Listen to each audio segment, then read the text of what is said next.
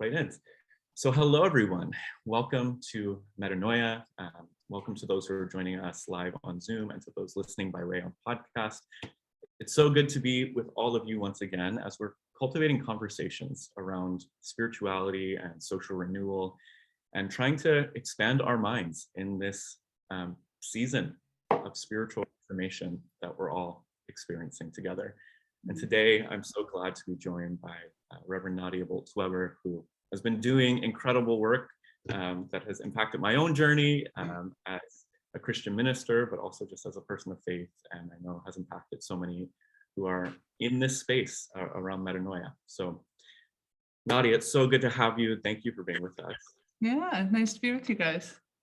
Yeah, I think the biggest question that I just kind of want to start off to help shape the conversation is the world has been changing so much in the past 5, 6, 7 years, but your own kind of ministry and public presence and space in the world as a minister has really been evolving from starting House for All Sinners and Saints in Denver to having the experience of writing 3 incredible New York Times bestselling books to being now called and ordained as the first ELCA minister for, I think it's public ministry is what it is called.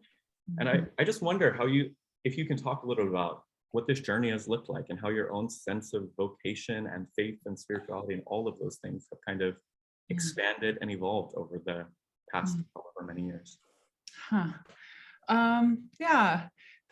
It's weird. I feel like to look at my career, it's such a mishmash of happened by accident, didn't mean for it to happen, to like intentionally putting everything I had into trying to make it happen. So it's always sort of both of these things. And what I mean is, like, I never meant to be a writer. Like, I never aspired to be a writer. I had to figure out how to write to do my first book because I had a contract.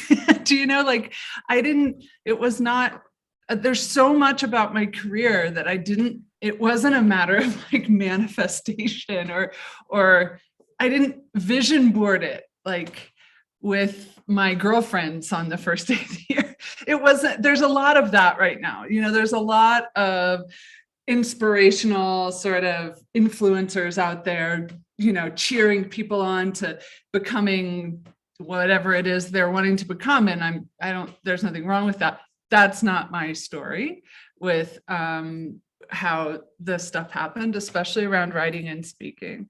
So literally, I wrote my first book, which was a very small book that I think up to 4 or 5 dozen people have read, called Salvation on the Small Screen, where I just watched 24 consecutive hours of bad Christian television and wrote about it. Now, it wasn't even my idea. The Episcopal Publishing House came to me because I had started a blog in seminary. And the purpose of the blog was going, okay, I'm learning all this dense theological stuff, but in order for me to understand it, I have to be able to put it into my own vernacular. I have to have my own sort of language and imagery around retelling this stuff in order for me to understand it. And then I ended up there were people who would like to read the blog. So the Episcopal Publishing House comes to me and they're like, hey, we have this idea. We want somebody who is theologically minded and funny to write, you know, a book about 24 hours of Christian television. And I was like, oh, are you going to pay me? And they said, yeah. And it was very little money, I'll just say, but we needed a new furnace. Like, my family of 4 lived on $35,000 a year in Denver. And I was in seminary. We needed a new furnace.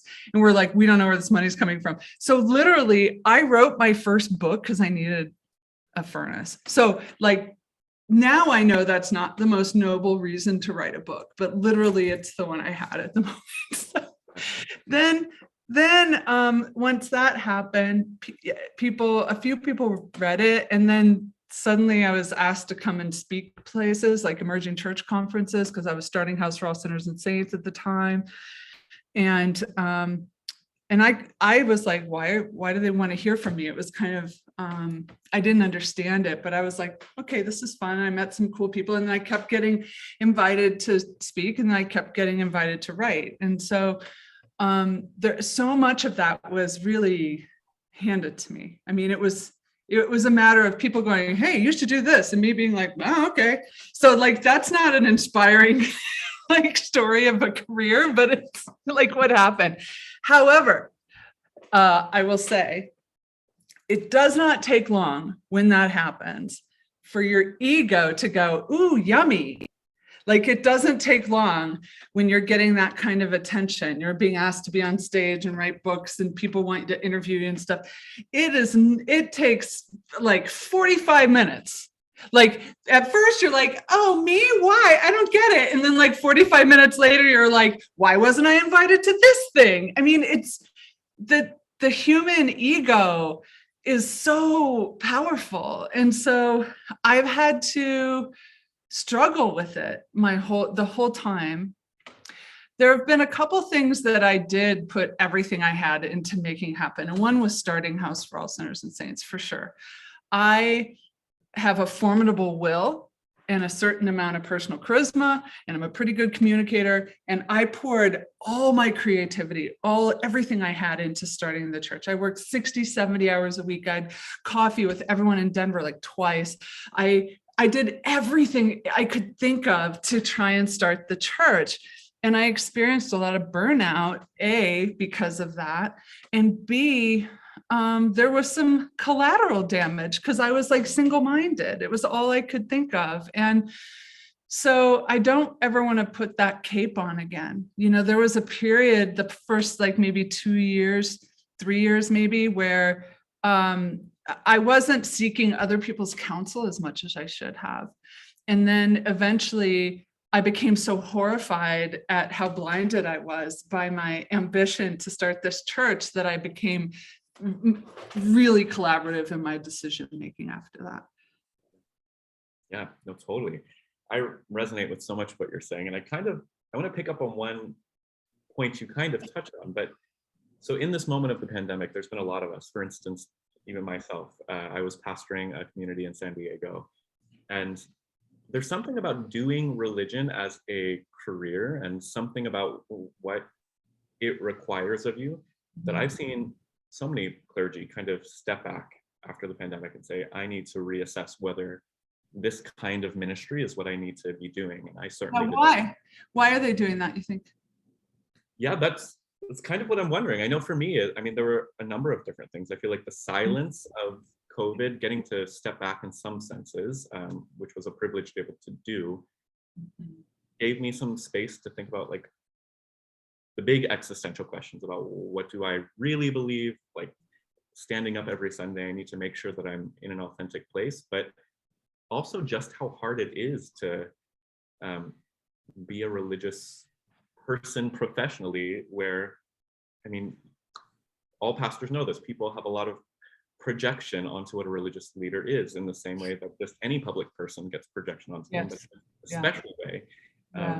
And so I just feel like being a public figure, then if you're a religious leader who's also a public figure, that's why my first bishop was like, hey, Nadia, do you know why we wear those little white squares here? And I go, why? He goes, so people can project their home movies on it. Yeah, it's so true. Yeah. And so in like this new role that you're in, and as you're thinking about like your future, continuing obviously to be a religious and public figure, like how do you process and deal with the pressure of that and not burn out again? Yeah, I mean,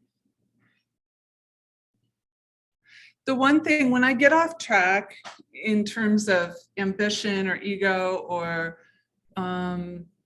or feeling malaise about like things aren't going the way I want or in the time I want or whatever, I try to remember that honest to God, and I'm not saying this as like a form of low self-esteem, I only do one thing really well. Okay, I'm clever enough to have, that's preaching. I've been clever enough to parlay that one thing into books and lectures and, you know, a podcast, like literally every other thing I've done. But it really comes down to the fact that I'm just a preacher. And so when I can kind of go to that and go, how am I being true to that part of who I am? Like that calling that I have to be a preacher, then I can be open to what is wanting to happen. I can kind of be in the flow of that rather than it being like my ego and ambition too much. And when anything else that doesn't sort of fall into that, I call dancing with the stars. like everything else is like not mine to do. And so if I'm doing stuff or things are coming my way that allow me to talk about grace and mercy and compassion and forgiveness and all of the stuff that I'm obsessed with because I'm in desperate need of it.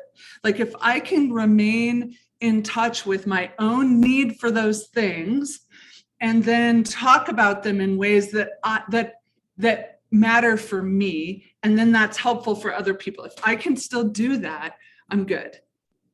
Like if I'm not doing that, I need to change vocations, not pretend I'm doing it, you know? Yeah, totally. I think that's just a good word for people in any season of life or in any kind of career vocational path. It's so hard though, like to figure out what that one thing is. And obviously you touched on it a little bit, but I'll ask, like, how did you arrive at preaching? Because you have a background in comedy a bit, and like, how did preaching become the thing for you? Well, I didn't know it was going to be. I mean, I did in the 90s, I was a stand-up comic. And then I don't know how anybody manages to be a preacher without having been a comic first. Like for me, it just made sense. But when I went to seminary, it was this thing that I was sort of scared of. But then when I gave myself over to it, it was pretty, I mean, I was invited to preach at the Festival of Homiletics just a couple of years into my career. So it was clear this was my thing, you know? And it's funny because I was so, I had forgotten about this. I was so influenced by like the emerging church guys and the like alt worship movement in the UK, where they, the sermon was definitely decentralized. They were like, no, we'll do some creative group thing, or, it's not all about the pastor, all this stuff. And so the first couple times we did a liturgy at House for All, I did like during the word part of the liturgy, I did that like different kind of engagement. And then once I said, okay, I'm going to just reflect for like 6 minutes on the text, right? And after that, people were like, Nadia, we want you to preach sermons like that. Please, that's what we want. You're the pastor. You don't have to do this thing.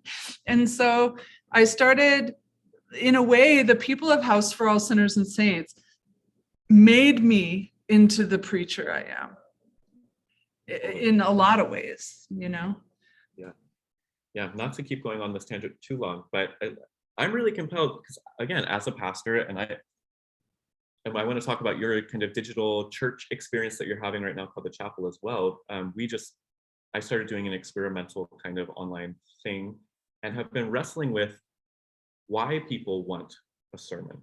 Like for me, like there's a thing about TED Talks, obviously wildly popular. There's something about having somebody who's inspirational and funny be able to talk about the big things of life. But what is it about preaching, do you think, that people actually connect with? Why in most church environments doesn't the kind of emergent church decentralize the sermon thing? Why doesn't that pan out? I wonder if you have any thoughts about that. I don't know. I mean, there's a lot of bad preaching. I mean, there's, let's be honest.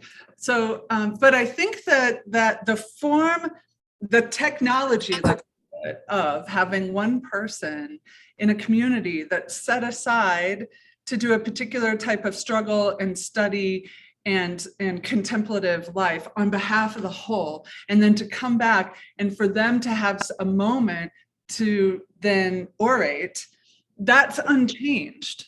That's a form of technology that has existed throughout probably human history. And so I think because of that, because it's somewhat unchanged, there is something just deeply human about that, about having a person set aside to do a particular kind of type of contemplative work, and then to have this moment of oration around it. So, I mean, we also go to like storytelling and drama and things like that. So I think human beings are kind of wired for it. Yeah, totally. That makes sense.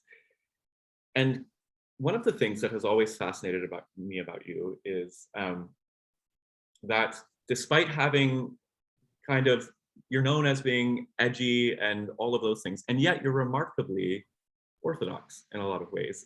And I've heard you talk about before, and it's a line I've used so many times since hearing you say it, about how in a church, everybody in the church might believe a different part of the creed. You don't have to believe it all, but there's enough faith in the room and people believe different parts for us to be able to hold this creed all together.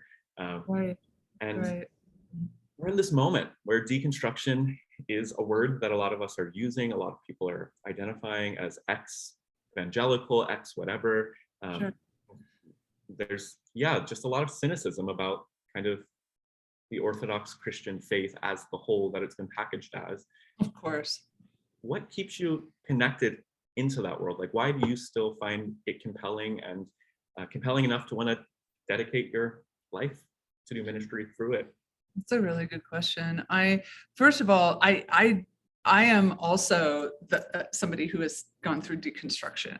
It was just a long time ago. I'm 50, I'll be 53 in April, I was raised in the Church of Christ, and that's all I knew. We went to church 3 times a week.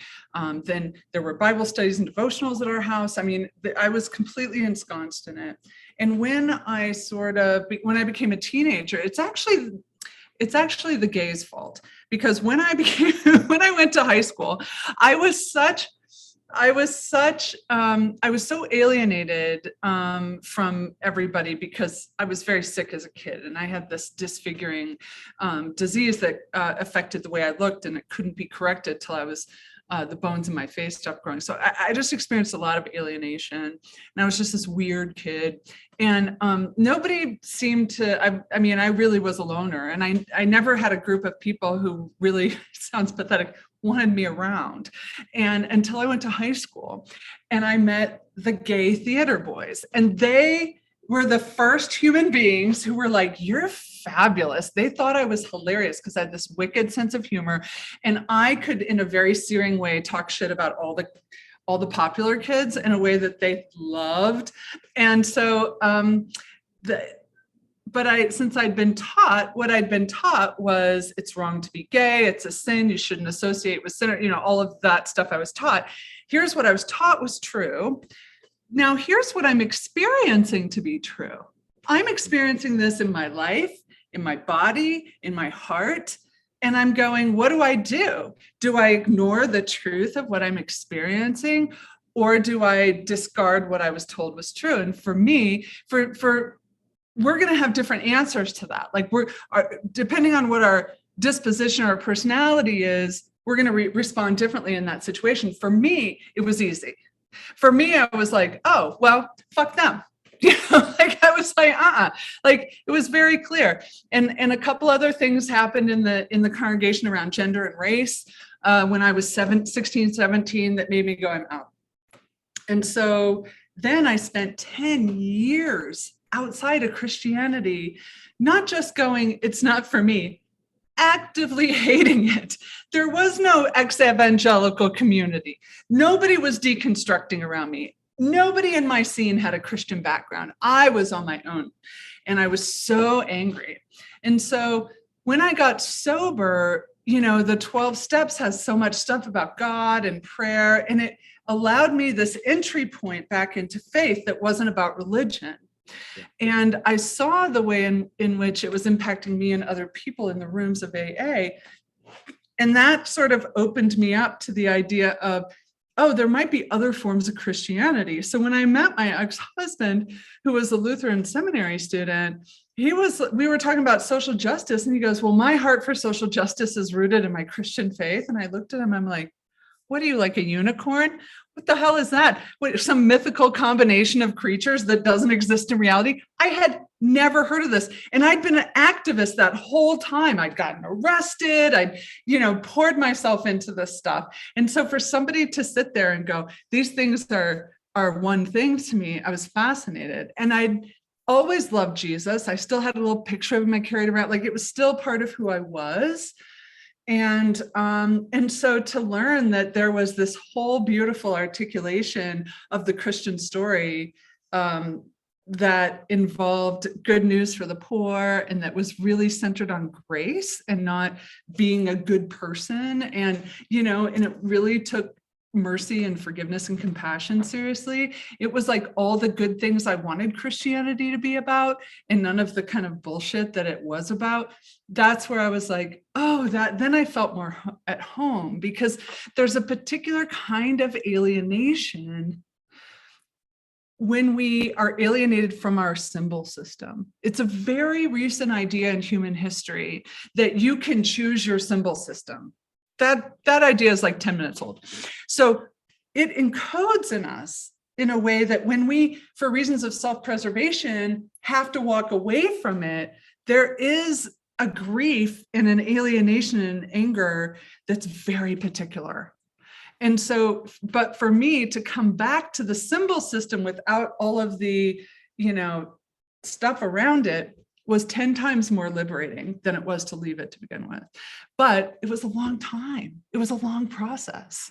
And so for me, the reason I still have skin in the game is I think that like the story of Jesus is just the most true thing I've ever heard in my life. And it continues to knock me on my ass, and it continues to bring me back to life and back to my a sort of revived sense of my own humanity and others' humanity. I mean, all of that, it still hands over the goods to me. Yeah. So. Yeah. And on that similar path, I mean, you kind of give us a little glimpse into becoming Lutheran, but you're also like very, very Lutheran in the sense that a lot of you articulate Reformed theology in very new and fresh ways that, like, for instance, progressives, we like to be very much against the idea of original sin. People hate St. Augustine. We don't like talking about that. But when you articulate the ideas of original sin and grace and all of those things, you have a different perspective than I'm hearing from that people would hear from most other Lutheran pastors. Like, what led you on that journey? What gave you the ability? I actually believe it. I mean, it's not like, here are the things I'm supposed to say because I learned them in seminary. I actually believe this shit. So and the reason I still believe it, it fucks with me so much. That's why it over and over and over again, it's the only place that I find actual hope and renewal. Whereas the world is constantly packaging hope and renewal in the form of self-improvement or of self-care or any other type of thing that I'm like, I don't think that's never worked for me. And so I don't know how to say it other than like, I actually believe this stuff to be true. But not to the point that I think that I have any investment in other people believing it's true. Don't care. I have no horse in that race. But I'm really, I believe that the wisdom that is contained in Christian thought, it can be helpful, nourishing, and life-giving for all kinds of people who will never intellectually assent to the same theological propositions I happen to believe. Yeah. I do not think that this has to be a package deal and it's all or nothing. That's why my brilliant friend Curlin Richter says basically what people like she and I are doing is like sneaking into the cathedral, looking around for the most beautiful, valuable things, hauling them into the front yard and slapping a free sign on them. Yeah, I love that. I love that. Seriously. And kind of on that idea of taking stuff out of the cathedral, I mean, another part of this whole package of what's happening in this moment is not only are people deconstructing, but even when people are reconstructing and kind of falling in love with a new version of Christian faith again, there's still a lot of fear about going back into religious institutions because of how messed up they have traditionally been for a lot of people. Sure. And so there's a big question I want to ask on like that about like if you're talking to folks who are like, hey, I'm with you, love Jesus, love Christian thought, don't want anything to do with the church. Like, what do you say to them? And I kind of want to tie that with this experiment gathering that you're doing called the chapel, and like this digital space that you've created. So, well, my thinking on that has really changed. I used to have this sort of standard new pastor just got out of seminary arrogance of, well, you got to be in a community, man. It's all about community. You got to be around other people around a table. And, I mean, and not that that's wrong, but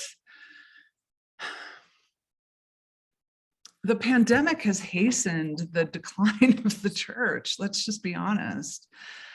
And the institution is the thing that a lot of people have been hurt by, that the need for the institution to preserve itself is such a strong force. And maybe when its own demise is a bit hastened, I'm actually super hopeful about the church right now, yeah. More than I was maybe before the pandemic. Not the preservation of every congregation that existed before the pandemic, but I think that the basic idea of Christianity and the basic practices of Christianity, people who are compelled by the story of Jesus marking the year in a certain way together, that's kind of countercultural, and breaking bread, talking about the night Jesus was betrayed by his faltering friends, and having bread and wine and saying it's for forgiveness, it's for you. Man, that's going to happen when, even if the church loses all of its parachurch organizations, its camps are closed, it doesn't have a big pension fund anymore, it doesn't own any more property, all of that is gone. I do think this thing isn't going away, the thing that it actually is about. So I think that will keep going. Yeah, I'm with you. I mean, it's been remarkably resistant to forces that have been against it in the past. But I think the other thing with the pandemic that you're talking about, it hastened the decline of the church, and it forced us through, I always remember Phyllis Tickle's kind of 500-year Reformation idea. Every 500 years, society and the church goes through a major Reformation. And she wasn't here to see what the pandemic did, but I think she was spot on in her prediction, yet again, that we've gone through a digital reformation that is, I think, as big as the printing press in the past 2 years, that has made every religious community need to go online. Every religious community needs to rethink what it means to be community if they were going to survive during the pandemic and exist during the pandemic. And again, I mean, I pastored a traditional church in a virtual way, now have a virtual community.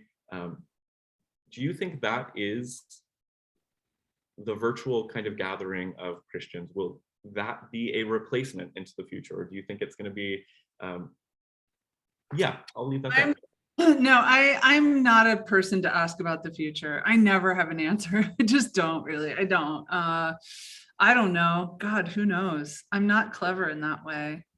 But it's funny because I think that the pandemic brought into stark contrast the importance of two very different but related things.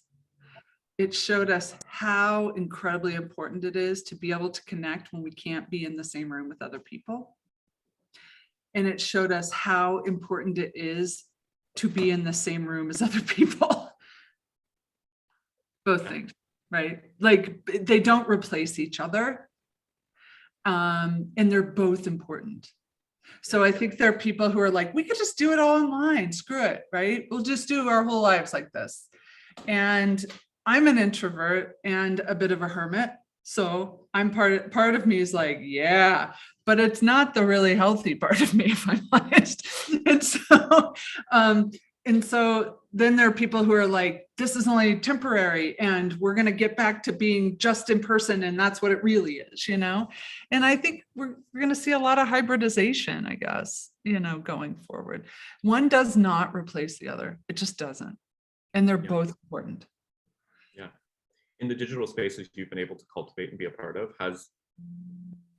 they don't replace one another, but has that, I guess I'm really interested because I've been consistently on the end of creating digital services during this pandemic that I don't have a lot of experience, and I know you're on the same side. I wonder if the digital spaces for spirituality and religion that are being created are fulfilling the same kind of spiritual needs. Like what is it that we are actually missing out on when we're not in person? Like there's complex questions there, right? Well, a huge part of my own like experience of spiritual ecstasy is singing a cappella 4-part harmony hymns with other people. I mean, it makes my spirit soar. I never believe in Jesus as strongly as when I'm singing a hymn with other people. Like it's a huge part of my faith. You can't do that really online. So you can't do that, you know. I think actually having somebody hand me a real chunk of bread and wine is really important to me. Because actually in Lutheran Eucharistic theology and our liturgical theology, our understanding, if you go to an Episcopal service and a Lutheran service, a lot of similarities in the liturgy, but there are certain things that are different. And it has to do with a direct address to the people in several situations. So when you're given the bread and wine, when you receive, the person in a Lutheran church will say, like we say, body, child of God, body of Christ given for you. It's like, it's for you. The blood of Christ shed for you. You are receiving you, it's for you. And like in an Episcopal church, they'd say, body of Christ, bread of heaven, cup of church of Christ, blood of Christ, cup of salvation. Lovely description. Is it for me? I fucking hope it's for me. I need it to be for me right now, not just a lovely description of what it is. So there's this direct address that's really important. And I think that, you know, that kind of eye contact with a person receiving the physical stuff. Christianity is physical. There's a physicality to it. Like there's a priest who said it's not spiritual, it's physical. You can't even get started without a loaf of bread, a jug of wine, and a river, you know? So that's what sacraments are. They're promises in the word of God contained in things that we get our bodies interact with. And so that's not unimportant to me. Totally.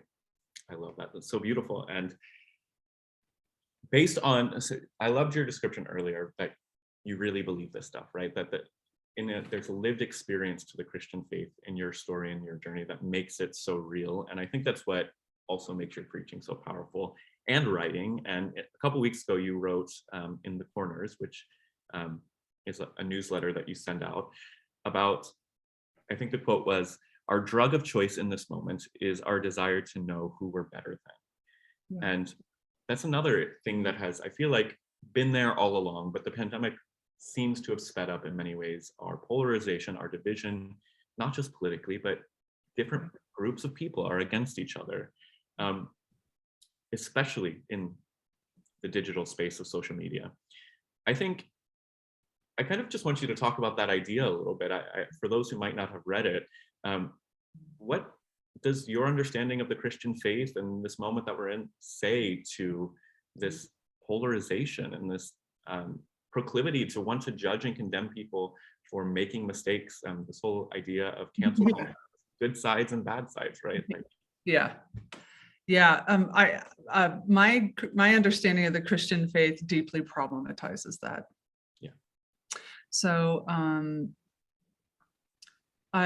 this is why I started the podcast, The Confessional.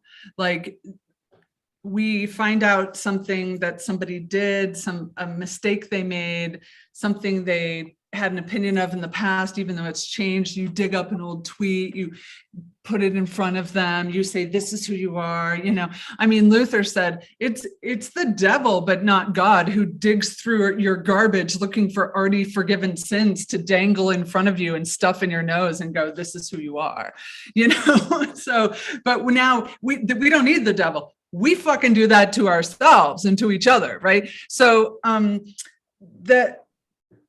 there is the way that it problematizes that instinct. The podcast is that I said, what if I had a space in the podcasting world where the invitation was, come and tell me the worst thing you've ever done, the thing that you feel some shame about, that that you still have, that still has some weight to you in terms of remorse. And I will, if you offer me this, I will exchange it for room for it to breathe. I'll ask compassionate and curious questions, and then I will offer you a blessing. I will write a blessing for you. And so it was my antidote to cancel culture in a sense. And at no point did I go, it's okay, you did that, or there was you didn't do any harm. No. We dug into the harm. So I think this need in us to know who we're better than, it gives you this dopamine hit, to be able to go, oh, that thing they said is wrong. Look how much we're getting out of the fact that I could be mistaken. So it's okay to correct me if I am, but I think there was one school district in Tennessee who banned some books, right? Think of how much we have gotten out of that. Oh my God, we feel so much better than them. We know why they're wrong. I mean, are you kidding? We love it. When I was on speaking tour before the pandemic, people would be like, do you have any, during the Q&A, do you have any advice for I'm really having a hard time loving my neighbor. They're Trump supporters. I just hate them so much. I don't want to, but I do. And I'm like, oh, you don't hate them. Come on. You're great. You're grateful for them. They get to carry all of our xenophobia for us because they're worse at it. Like anything that we're a little bit guilty of, a little bit bad at, you know what we do? We scan the horizon for someone who's obviously bad at it. And then that builds such icky feelings in us when we know that, like, for instance, we might have exaggerated a personal story. And we know that we did, and we're carrying that. It feels icky. And every time we do it, it builds up and builds up. You got to do something with it, man. And along comes like Brian Williams, the newscaster, who did not falsify a news account years ago. He exaggerated a personal story. And so what do? We go, how dare him? And then we pile all of our icky stuff that we're a little bit bad at, and we thrust it all on him. And what that does is it builds social cohesion because we all agree he's horrible. Yeah, that guy sucks. And then you get to cast him out of the village or kill him. This is scapegoating. And so much of it is an inability to have any kind of humility about ourselves. We're terrified of the truth of ourselves because I think we have so much insecurity, internalized self-hatred. And when we have that kind of shame, it keeps us from the truth of both how beautiful we are, but also how shitty we are. It's okay. Everyone's shitty, man. We all have these things that are kind of icky about us, everybody. And if you have shame, you can't make peace with that. You think it's the whole, so you ignore it. So you say it's not there at all, and then you search for people who you can blame. I mean, sometimes people will be like, why do you tell such horrible stories about yourself? Like, why do you write stories that are like about these icky things you say or do? And I'm like, because I'm not ashamed. I mean, like, I can feel bad about it and go, that's gross and it's kind of cringy, but I don't carry a bunch of shame, if that makes sense. And if you don't have a lot of shame, you can actually have compassion for people who behave badly, not to exonerate them, not to pretend that the harm they did wasn't harm. That's not what I'm saying. But when we've forgiven ourselves, we become able to forgive other people. This is that whole forgive us our sins as we forgive those who sin against us. That's, I think, what it really is. If we can forgive ourselves for our ickiness, we are less compelled to crucify people for theirs. Wow. Spot on and incredible. Thank you for that. And the honest question that comes up for me is, it's amazing there's some boldness and bravery for you to be able to even say the truth so clearly as you said it. And I think that's what reading The Corners and this piece that you wrote about this was so profound to me, because you're not afraid to say what is true. What do you, the thing is, it's our tribe, right? Not exclusively our tribe, but there's a lot of fear in progressive space, and whatever words we want to use for whatever group we're a part of. But that's where a lot of the scapegoating is happening from. That's where a lot of this shame casting is happening from. How do we speak this into our own space when there's that looming fear of being canceled, the looming fear of being cast out? It's incredible bullying. I mean, this is why bullies get away with so much, is because you're like, I don't want to say something because I'll be next. Nobody wants to be next. But my friend Jacob Smith, who's an Episcopal priest in New York, he says, look, we're all 3 bad days away from being an internet scandal. And most of us are already on day 2. Okay, so everyone relax, right? Like, you don't want to be next. And so do I live in fear of that? Of course. I think at any point, my entire livelihood as a public person could be taken away.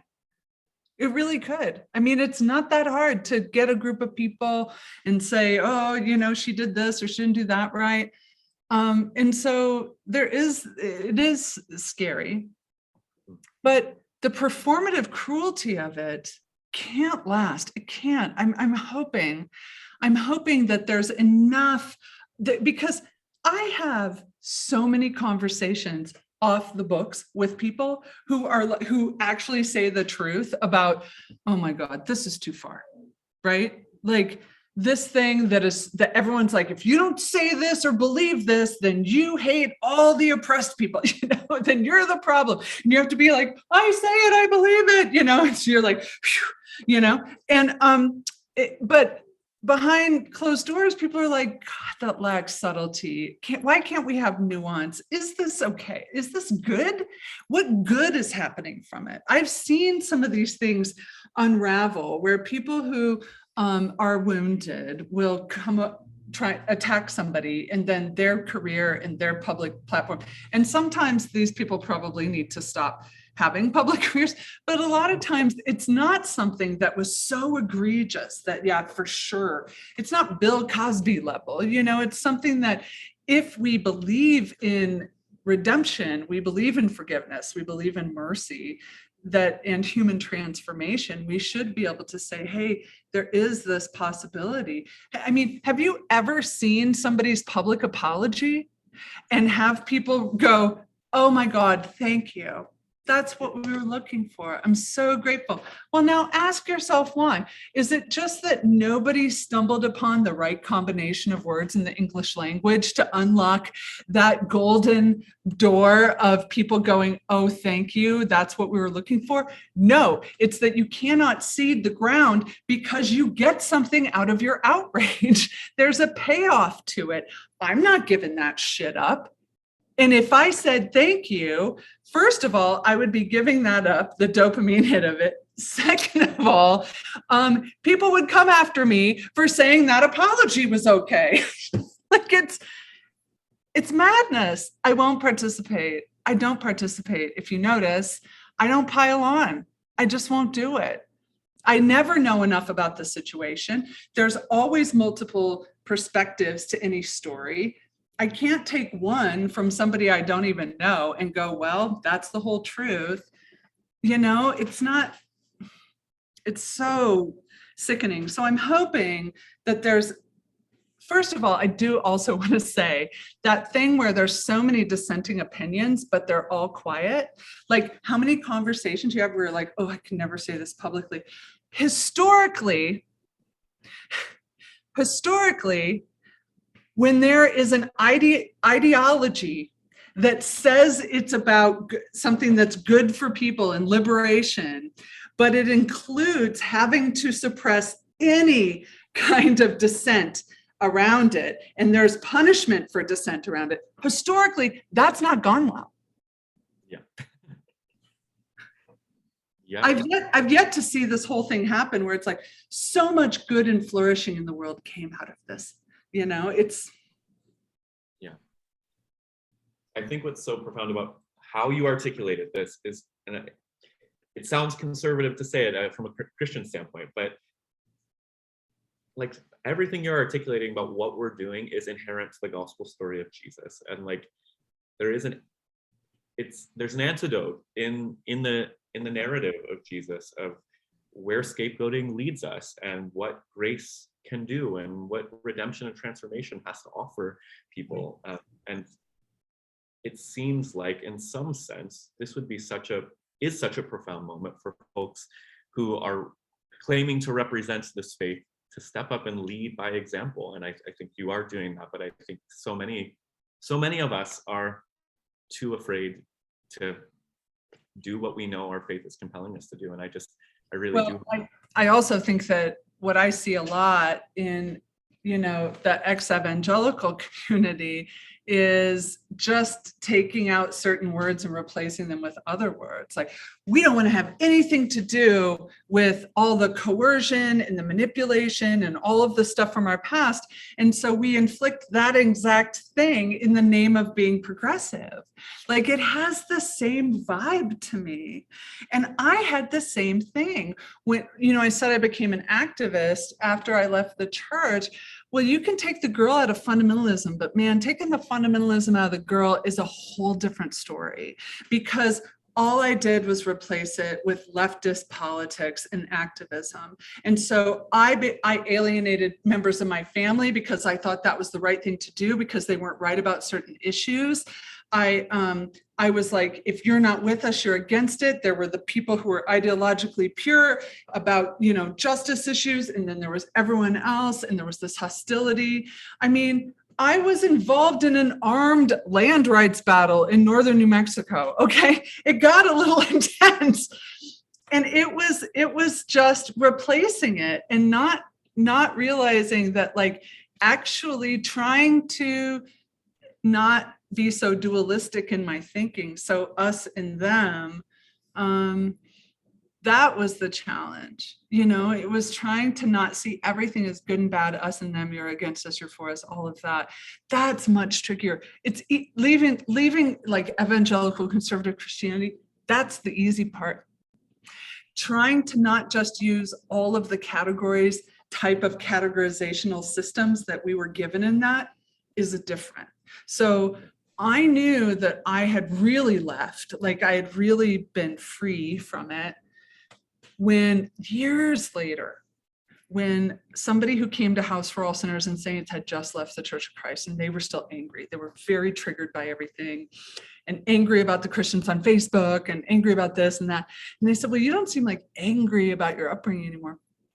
I go, I truly am not. And they said, when did you know you were free from it? And I was like, I knew I was free from it. This is hard. When I could look back at my Church of Christ upbringing and allow myself to admit the parts that were good.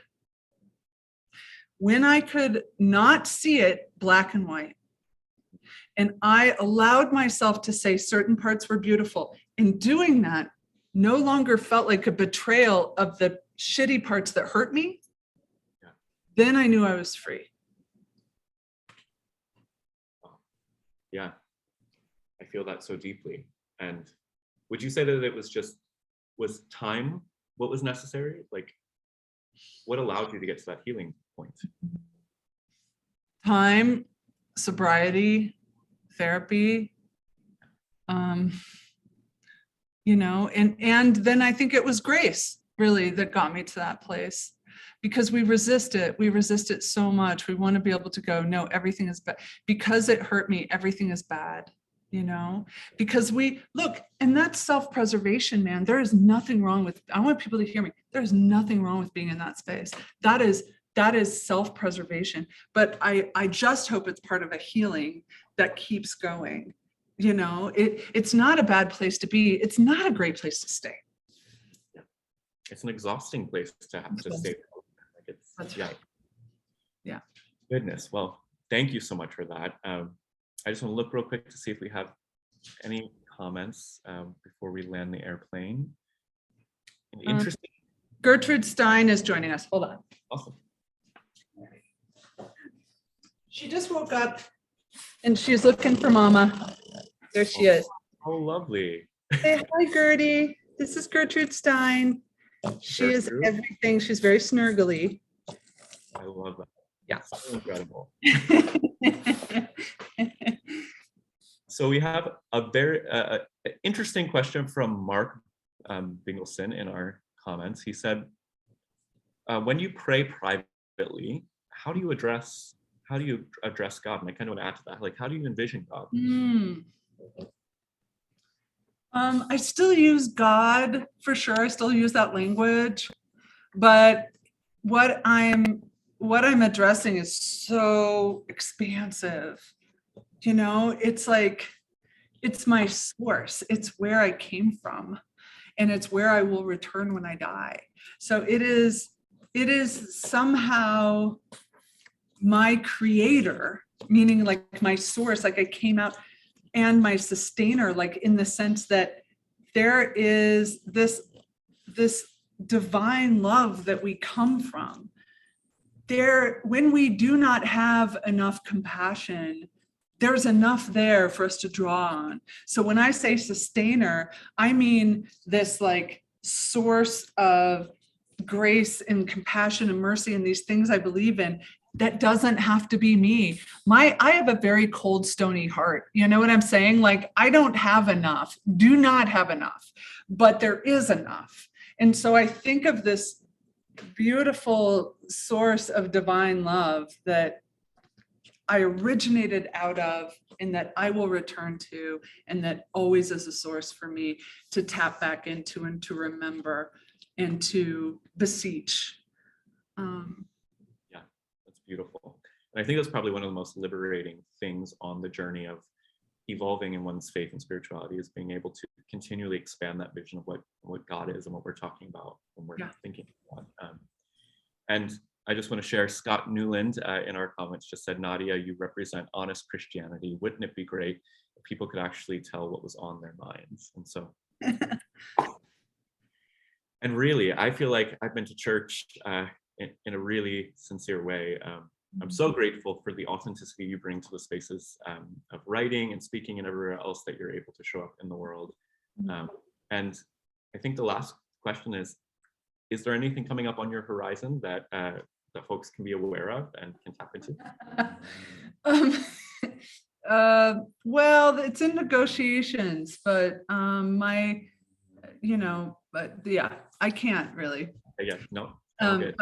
But there is something potentially big happening, but it's a lot of lawyers and shit talking right now, so I should probably not speak up, but stay tuned. Who knows?